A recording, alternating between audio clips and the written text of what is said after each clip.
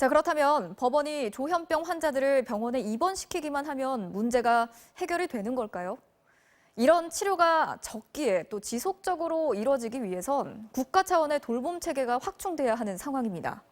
무엇보다 환자 스스로의 치료 의지가 중요한데 이들에 대한 편견과 차별, 사회적 소외를 해소할 방안이 필요하다는 지적입니다. 이정신 기자입니다. 수도권의 한 신도시, 대형 신축 건물에 정신질환자 병상 120여 개를 갖춘 병원이 들어섰습니다. 그런데 최근 조현병 환자들의 강력범죄 소식이 잇따르자 주민들은 현수막을 붙이고 1인 시위를 벌이며 개원을 반대하고 나섰습니다.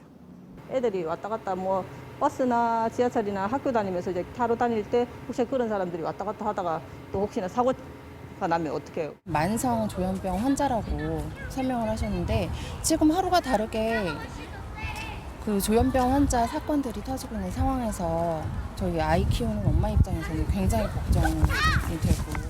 결국 해당 지자체의 요청으로 개원은 연기됐습니다.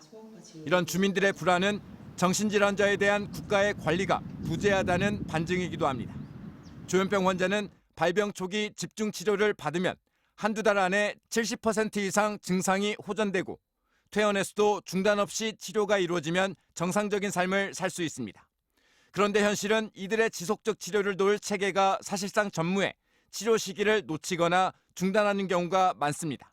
결국 방치되거나 정신병원에 장기 수용되는 만성 환자들이 늘고 지역사회의 편견이 더욱 강화돼 치료를 더욱 어렵게 만드는 악순환에 빠집니다. 정부에 섬을 달라고 하자. 떠나자. 무슨 사건만 터지면 자꾸만 우리가 범죄자였냐 마녀사냥을 해두고 우리는 그런 사람들이 아닌데.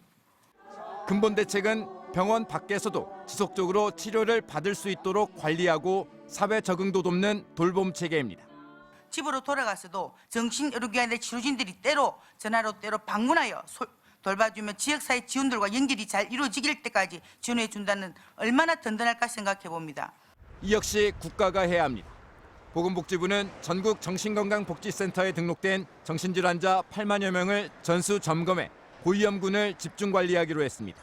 이를 위해 센터의 인력을 확충하고 출퇴근식 치료관리가 가능한 납병원 확대 등 관련 범정부 대책도 조만간 발표합니다. MBC 뉴스 이정신입니다.